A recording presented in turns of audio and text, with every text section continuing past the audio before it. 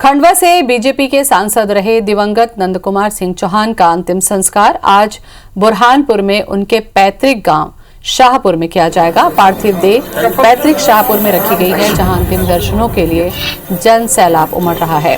अंत्येष्टि कार्यक्रम में सीएम शिवराज, केंद्रीय मंत्री नरेंद्र सिंह तोमर, प्रहलाद पटेल, ज्योतिरादित्य सिंधिया समेत कई नेता उनके अंतिम संस्कार में शामिल होंगे।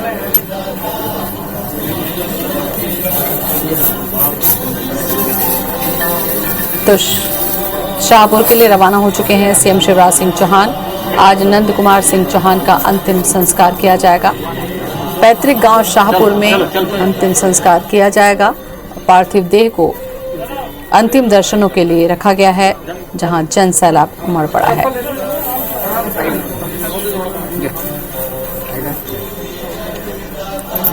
तो शाहपुर में अंतिम दर्शनों के लिए रखा गया है। अंत्येष्टि कार्यक्रम में सीएम शिवराज सिंह चौहान, केंद्रीय मंत्री नरेंद्र सिंह तोमर, प्रहलाद पटेल, ज्योतिरादित्य सिंधिया समेत कई नेता शामिल होंगे। तो पैतृक निवास में रखा गया है पार्थिव देह को, जहां पर अंतिम दर्शनों के लिए लोग अपने श्रद्धा सुमन के साथ पहुंच रहे हैं। चलो, चलो, चलो।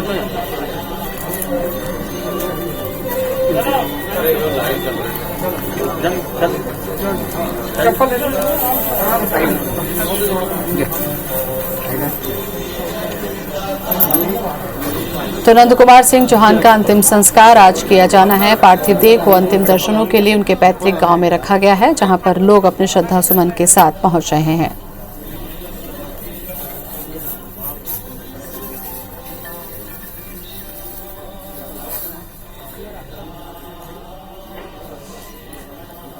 तो नंद कुमार सिंह चौहान भारत की 16वीं लोकसभा के सदस्य, मध्य प्रदेश के खंडवा निर्वाचन क्षेत्र का प्रतिनिधित्व करते हैं और भारतीय जनता पार्टी राजनीतिक दल के सदस्य, जिनका निधन हो गया और आज अंतिम संस्कार किया जाएगा।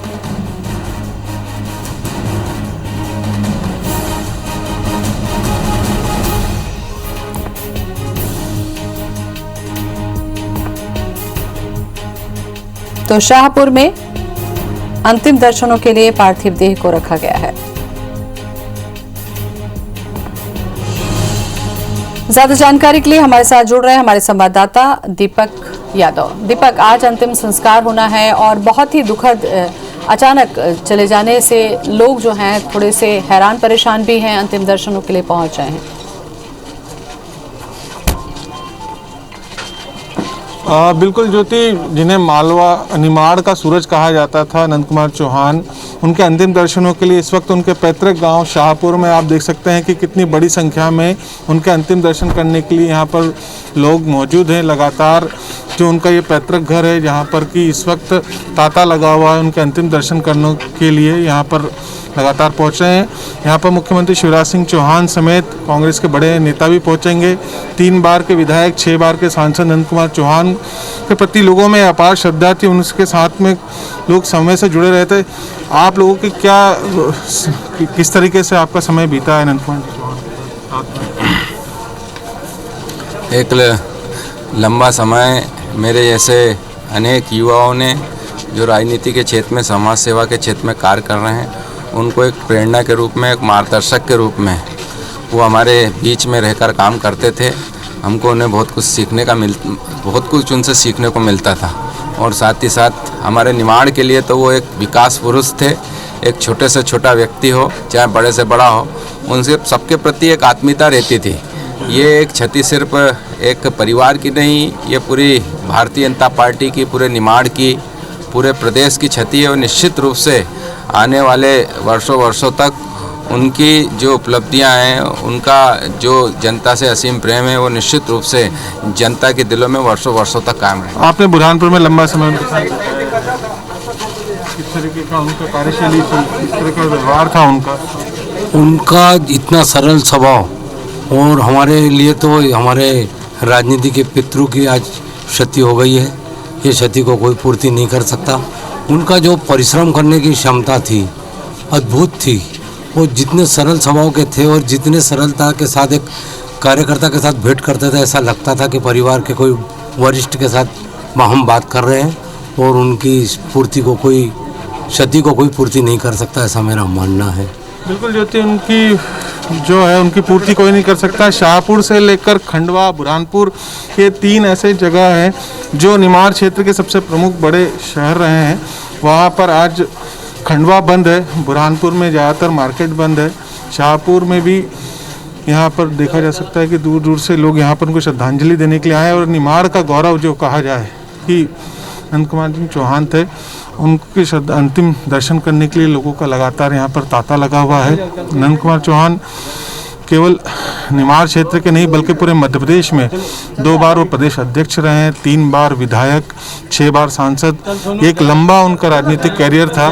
हर एक व्यक्ति के साथ वो जुड़े रहने वाले व्यक्ति थे और उनके इस असमय जाने के बाद लोगों में काफ़ी दर्द भी है, तकलीफ भी है। और देखा जा सकता है कि ये शाहपुर है, ये उनका पैतृक घर है जहाँ पर कि उनके पार्थिव देह को अंतिम दर्शनों के लिए रखा गया है। यहाँ पर करीब 1 बजे अंतिम संस्कार की प्रक्रिया को अपनाया जाएगा। मुख्यमंत्री शिवराज सिंह चौहान, पीसीसी अध्यक्ष कमलनाथ, ज्योतिरादित्य सिंधिया जैसे तमाम बड़े नेता कुछ देर बाद यहाँ पर पहुँचने वाले हैं नंद कुमार सिंह चौहान को अंतिम विदाई देने के लिए। और मैं बताना चाहूँगा ज्योति, चूँकि उनकी जो अंतिम अभी आखिरी के दिनों के सबसे बड़ी उपलब्धि के तौर पर देखा जाए तो उपचुनाव में उन्होंने खंडवा की मानधाता विधानसभा सीट और नेपानगर विधानसभा सीट पर यहाँ पर उन्होंने तैयारी की थी। और उनके साथी जो रहे हैं, जो उन्होंने शुरुआत से जिनके साथ में जुड़े रहे हैं, आप लोगों ने काफ़ी लंबा समय रहा है। शाहपुर से कैसे उनका राजनीतिक करियर शुरू हुआ था? साहब सन 1976 से आदरणीय सांसद जी पहले ये नगर पंचायत शाहपुर के 78 में अध्यक्ष बने। 76 से राजनीति मतलब वो कॉलेज की जीवन से वहाँ से शुरुआत हुई उनकी और 78 में यहाँ के अध्यक्ष बने। तो लगातार 2 बार अध्यक्ष यहाँ के रहे।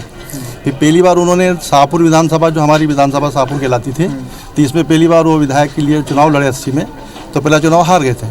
फिर दूसरे चुनाव के बाद में 3 चुनाव लगातार जीते।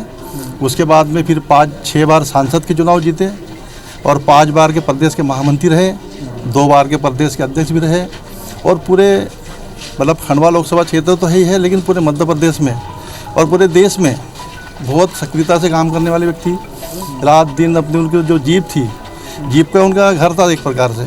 चलती जीप में खाना खा लेते थे, चलती जीप में रात में सो जाते थे, बहुत कम कहीं भी रुकते थे। वो लगातार इतना बड़ा लोकसभा क्षेत्र कवर करना। फिर बाद में प्रदेश कब से बीमार हुए थे? वो कब से हुए थे?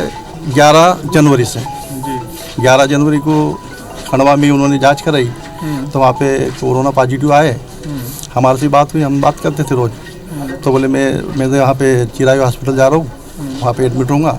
वहाँ पे रहे भी एडमिट 8 दिन रहे, अच्छे भी हो गए थे। फिर उनके परिवार की, उनकी बेटी, उनके दामाद, उनकी नाती और उनकी एक सगी बहन थी, वहाँ पे रहते थे, तो वो भी पॉजिटिव हो गए। तो वो भी उसी हॉस्पिटल में एडमिट हुए। और भैया को वैसे भी डॉक्टरों ने बोला था कि अभी आपको 6 दिन और रुकना है। तो बोले मैं यहाँ पे 6 दिन यहाँ भी आराम करूँगा और इनकी देख रेख भी करूँगा। तो उसी दरमियान उनको फिर वापस बुखार, थोड़ा थोड़ा बुखार शुरुआत हुई।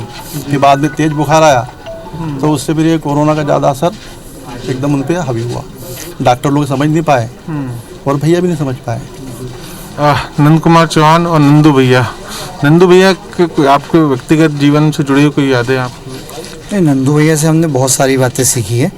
एक तो वो बहुत ही सहज और सरल स्वभाव के थे। यानी किसी भी आम आदमी को, आम कार्यकर्ता को, कोई कितना भी छोटा हो, कितना भी निर्धन हो, वो सहज रूप से आदरणीय नंदू भैया से मिल सकता था।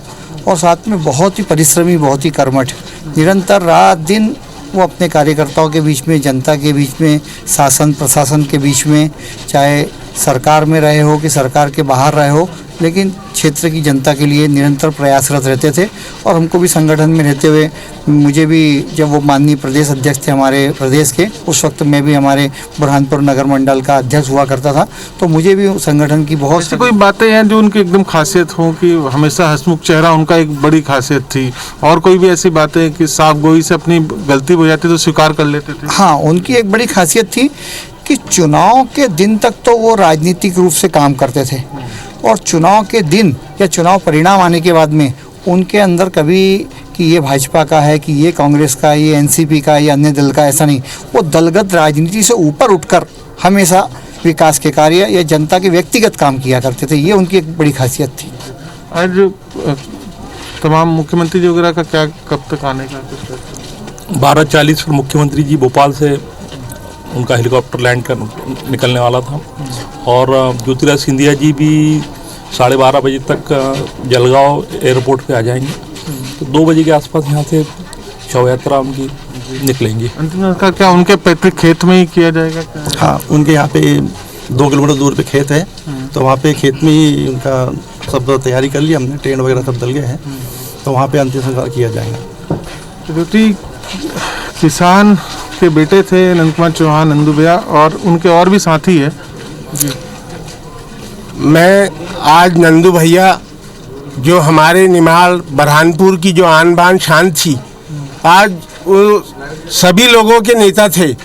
हिंदू हो, मुस्लिम हो, सिख हो, ईसाई हो, वो सबको लेके चलते थे और हम लोग हमारी समस्या लेकर जब भी नंदू भैया के पास गए तो बाकायदा वो हमेशा मदद करते थे। और आज हम लोगों को बहुत दुख है कि हमारे बीच से इतना बड़ा हमारा बरहानपुर का नेता चला गया। बहुत दुख है हमको आज। तो ज्योति सुन सकते हैं, देख सकते हैं लोगों में क्या भावनाएं हैं नंदू भैया के प्रति, और पूरा निमाड़ क्षेत्र, बुरहानपुर, खंडवा और तमाम आसपास का क्षेत्र आज गमगीन है। और किसान के बेटे थे, पूरी उनकी जो राजनीति किसानों के इर्द गिर्द ही रही, और आज जब अंतिम संस्कार भी होगा तो उनके खेत में ही होगा। बिल्कुल दीपक, अगर किसी भी नेता के प्रोफाइल पे जाएं, लगातार उनका जो पिछला रिकॉर्ड रहा है उस पर जाएं, तो नगरपालिका अध्यक्ष से लेने के बाद सांसद तक की जो सक्रियता थी वो ये दिखाती है कि 1 बार 2 बार अगर लगातार कोई नेता विजयी हो रहा है तो इसका मतलब है कि उनके क्षेत्र की जनता उनसे संतुष्ट होती है। ये अपने आप में गवाह है।